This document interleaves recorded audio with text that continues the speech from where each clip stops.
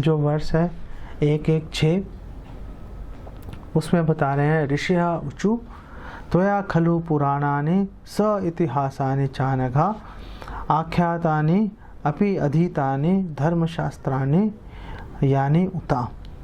और वो कह रहे हैं कि जो ऋषि ऊचु जो मुनि है, शौनक आदि ऋषि हैं, उन्होंने बोला सूता गोस्वामी को, हे पूज्य सूता गोस्वामी, आप समस्त प्रकार के पापों से पूर्णतः मुक्त हैं। च अनघा, आप अनघ हैं, सारे पापों से आप मुक्त हैं, जितनी भी बुरी आदतें हैं आप इनसे मुक्त हो चुके हैं। आप धार्मिक जीवन के लिए विख्यात समस्त शास्त्रों एवं पुराणों के साथ साथ इतिहासों में निपुण हैं, क्योंकि आपने समुचित निर्देशन में उन्हें पढ़ा है और उनकी व्याख्या भी की है। तो यहाँ पर एक जो वक्ता है, जो व्यास आसन पर जो बैठा है, उसकी क्वालिफिकेशंस दी गई हैं। पहली बात है कि वो अनग है, वो राग द्वेष इत्यादि से, वीत राग भया क्रोधा, वो इन सब से मुक्त है, वो सबके कल्याणार्थ वो बात करता है। सभी प्रकार के जो पाप है, बेसिकली जो 4 मुख्य पाप हैं, उनसे वो पूर्णतः मुक्त है। नशा नहीं करता, व्यभिचार नहीं करता, जुआ नहीं खेलता, मांसाहार नहीं करता, और ऐसा नहीं कि वो फिजिकली नहीं करता, मन से भी नहीं करता। एक बार मन में करना शुरू कर दिया तो समय की बात होती है कि वो एक्शंस में आ जाता है। तो वो अपने मन में भी ऐसा विचार नहीं लेके आता और पूरी तरह से निंदा शून्य होता है। ये सब एक अनग, एक पापों से मुक्त जो भक्त है उसकी निशानियाँ होती हैं। और दूसरी जो क्वालिफिकेशन है कि स्वाध्याय, वो ग्रंथों का उसने गहन अध्ययन किया होता है। भगवत गीता 4:28 में बोला गया, द्रव्य यज्ञ तपो यज्ञ योग यज्ञ तथा परे स्वाध्याय ज्ञान यज्ञश्च यतः संशित व्रतः। अब बोल रहे हैं कि जो दिव्य ज्ञान है वो कैसे प्राप्त होता है? दिव्य ज्ञान प्राप्त होता है द्रव्य यज्ञ, कि आपने दान दिया, आपके पास पैसे हैं, आपने दान देना शुरू कर दिया, तो द्रव्य यज्ञ आप दान देंगे, उससे आपको ट्रांसेंडेंटल नॉलेज आप प्राप्त करने के हकदार बन जाते हो। जैसे फिलैंथ्रोपिक एक्टिविटीज़ है, समाज कल्याण के कार्य हैं, उसके अंदर लग गए तो आपके मन में दान देने से वैराग्य आ जाता है, वैराग्य से ज्ञान आ जाता है। और फिर है तपो यज्ञ, कि जो तप करते हैं, जैसे चंद्रायन व्रत है, चतुर्मास्य है, तो जो इन तरह के व्रतों का पालन करता है उनमें जो है दिव्य ज्ञान, ट्रांसेंडेंटल नॉलेज उनके अंदर प्रकट हो जाती है। फिर योग यज्ञ, योग यज्ञ का मतलब जैसे हठ योग है, अष्टांग योग है। और श्रील प्रभुपाद कह रहे हैं कि जो तीर्थ यात्राएं करते हैं, तीर्थ यात्रा भी इसी योग यज्ञ के अंदर ही शामिल है। और फिर है स्वाध्याय यज्ञ। स्वाध्याय यज्ञ का मतलब वेद उपनिषद आदि का पाठ करना। भक्तों के लिए कैसे रेलिवेंट है? भक्तों के लिए आप द्रव्य यज्ञ है कि आप डिवोटिस को दान दीजिए। आप समाज में रहते हो, समाज में रहने से बहुत प्रेशर आ जाता है। आपको कोई बहुत करीबी आपका बिजनेस एसोसिएट है, कभी आपसे उसने डोनेशंस मांग ली, क्योंकि आप भी डोनेशन मांगने जा रहे हो, तो वो बोलेगा भाई हमने आपसे डोनेशन मांगी है, आप भी हमसे डोनेशन मांगते हो, हम देते नहीं देते, तो आपको भी हमें डोनेशन देनी चाहिए। तो उस समय क्या करना चाहिए? तो बेसिक जो हमें पहले ये प्रयास करना चाहिए लोगों को एक्सप्लेन करने का कि हम आपसे डोनेशन क्यों मांग रहे हैं। हम आपसे डोनेशन आपके फ़ायदे के लिए मांग रहे हैं कि आपकी जो संपत्ति है, आपका धन हम भगवान कृष्ण की डायरेक्ट सर्विस में हम लगाएंगे तो आपके परिवार वालों को फ़ायदा होगा।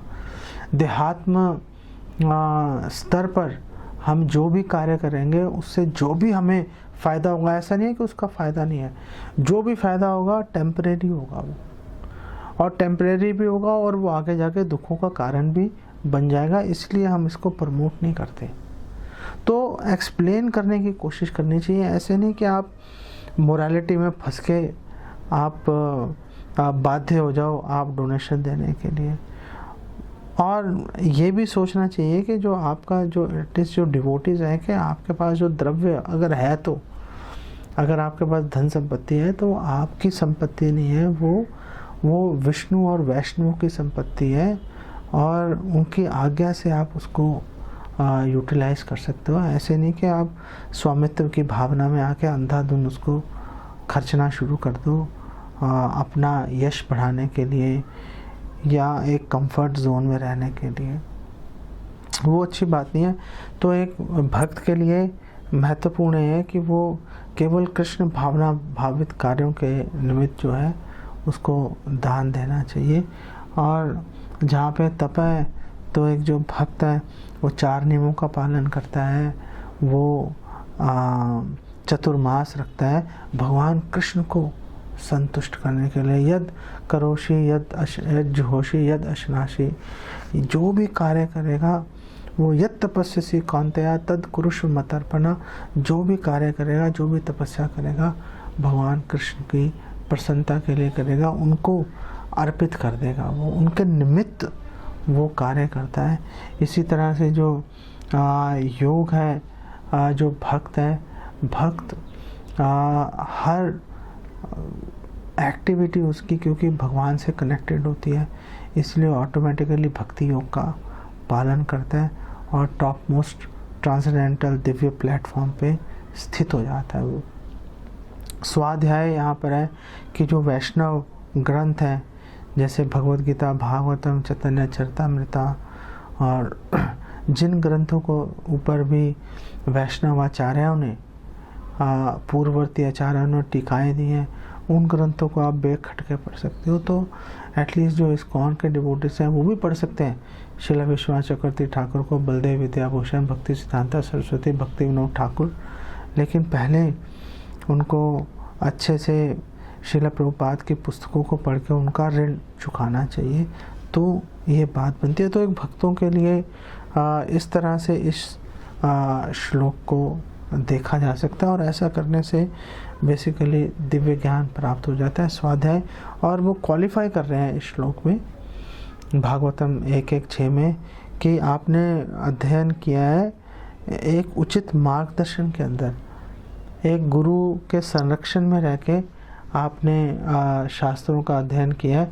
तो ये बहुत बड़ी क्वालिफिकेशन है कि जो भी व्यास आसन पर बैठ रहा है उसने गुरु और वरिष्ठ वैष्णवों के संरक्षण रह के, उनके अनुगत रह के उन्होंने शास्त्रों का अध्ययन किया। आमतौर पे क्या होता है कि जो जैसे दैवी वर्णाश्रम भी है, और श्रील प्रभुपाद बोल रहे हैं कि हमारी जो पहचान है ईशोपनिषद में, जो ईशोपनिषद की इंट्रोडक्शन है उसके अंदर श्रील प्रभुपाद बोल रहे हैं, लोग बोलते हैं कि हम हिंदू हैं, हमारी पहचान हिंदू नहीं है, हिंदू तो विदेशी शब्द है। हमारी पहचान है कि हम वर्णाश्रम धर्मी है, हम लोग वर्णाश्रम धर्म का पालन कर रहे हैं। वर्णाश्रम धर्म में क्लियर कट डिमार्केशंस हैं। वर्णाश्रम धर्म के अंदर क्षत्रिय का धर्म अलग है, ब्राह्मण का धर्म अलग है, वैश्य का धर्म अलग है, शूद्र का धर्म अलग है।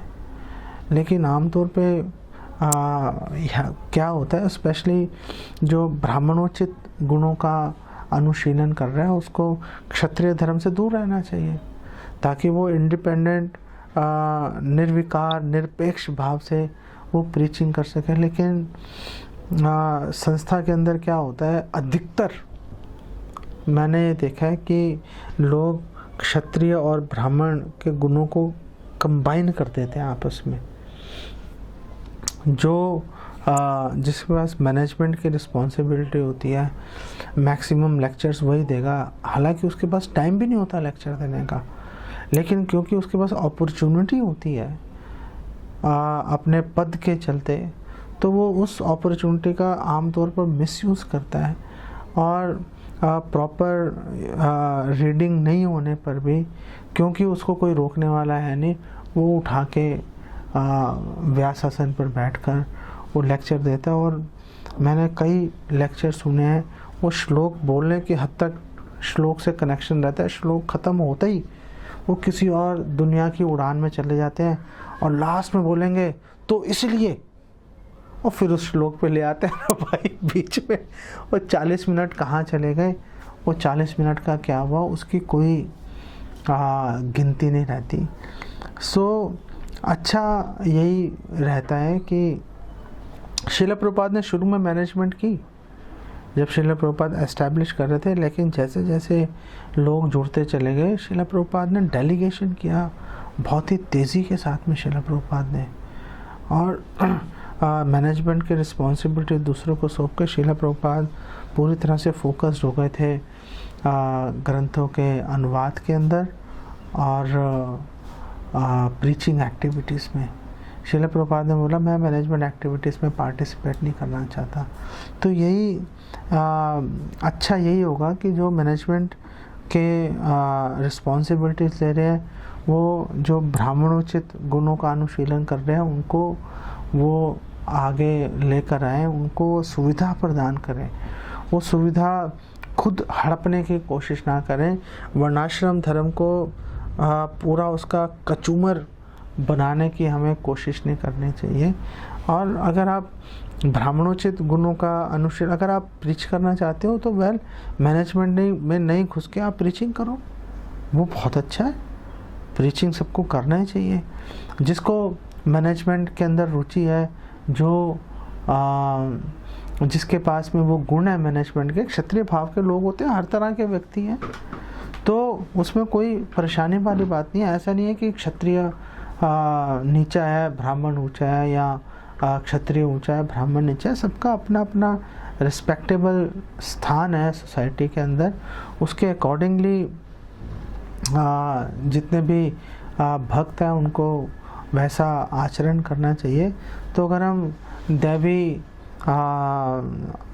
वर्णाश्रम का अगर हम पालन करेंगे, जो मैनेजमेंट के लोग हैं वो मैनेजमेंट पे फोकस करेंगे, जो ब्राह्मण के गुणों का जो स्वाध्याय कर रहे हैं और जिनकी एक अंडरस्टैंडिंग है, वो अंडरस्टैंडिंग लेकर वो लोग आगे चलेंगे। और आगे बड़ी महत्वपूर्ण बात कर रहे हैं, जो आखिरी पॉइंट ये है कि वो बोल रहे हैं कि आपने जब उन्होंने सूता गोस्वामी को आसन पर बिठाया तो उन्होंने बोला कि आपने इसका विस्तार से लोगों को एक्सप्लेन भी किया हुआ है, आपने प्रीच भी कर रखा है। तो ऐसा नहीं है कि कोई भी आया उठा के उसको व्यासासन पर बिठा दिया। वो एक अच्छा प्रचारक होना ही चाहिए। एक अच्छा प्रचारक का मतलब होता है कि उसको एक रियलाइजेशन होनी चाहिए बेस्ड ऑन उसकी जो सर्विस है, साधना है, और उसके अनुसार उसको आगे जाकर अपनी जो रियलाइजेशन है उसको शेयर करना चाहिए। जैसे सुखदेव गोस्वामी अपने रियलाइज नॉलेज शेयर कर रहे हैं, और श्रील प्रभुपाद बोल रहे हैं कि सुख का मतलब तोता होता है, और तोते का मतलब ये नहीं कि रट लिया और बोल दिया।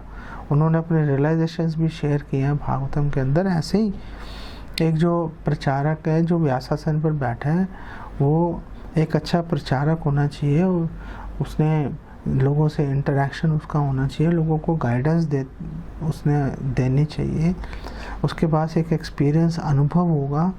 तो जब वो व्यासासन पर बैठेगा तो अपने अनुभव के बल पर, अपने स्वाध्याय के बल पर, गुरु की कृपा के बल पर वो एक प्रॉपर एक जो लेक्चर है भागवतम के ऊपर एक प्रॉपर डिस्कशन कर पाएगा और प्रश्नों के उत्तर दे पाएगा। नहीं तो कई एक बार मैंने एक भागवतम का लेक्चर अटेंड कर रहा था मैं, तो लेक्चर ख़त्म हो गया तो एक भक्त ने प्रश्न पूछा, तो ये हम लोग भौतिक जीवन और आध्यात्मिक जीवन में संतुलन कैसे लेके आए। तो उन्होंने बोला देखो मैं आपको सच बोलूं तो संतुलन आ ही नहीं सकता कभी। What kind of stupid answer is that. आप ऐसा कह सकते हो, कैसा कह सकते हो कि तो इसका मतलब जो जितने भी हाउस होल्डर्स हैं जो कि काम काज में लगे हुए हैं और साथ में भक्ति करने का प्रयास कर रहे हैं, अपने पारिवारिक जिम्मेदारियों का निर्वाह कर रहे हैं, तो क्या वो सारे पागल हैं? क्या उनके लिए कोई आशा की किरण नहीं है? आप ऐसे स्टेटमेंट कैसे दे सकते हो? आप इसका मतलब आप में अनुभव की कमी है। आपको बताना पड़ेगा कि best use of bad bargain कैसे करना है। अगर आपके पास वो कला नहीं है तो आप व्यास आसन पर जाकर क्यों बैठ गए आप? आपको पहले और अधिक अध्ययन करना चाहिए और गुरु और सीनियर वैष्णव के संरक्षण में आपको ज्ञान प्राप्त करना चाहिए। फिर अगर आपको लगे तो आपको परमिशन लेनी चाहिए कि आप व्यास आसन पर जाकर बैठे और श्रील व्यासदेव, श्रील प्रभुपाद के प्रतिनिधि आप बनने का जो जिम्मेदारी है उसको आप वहन करें, जो कि कोई छोटी मोटी जिम्मेदारी नहीं है।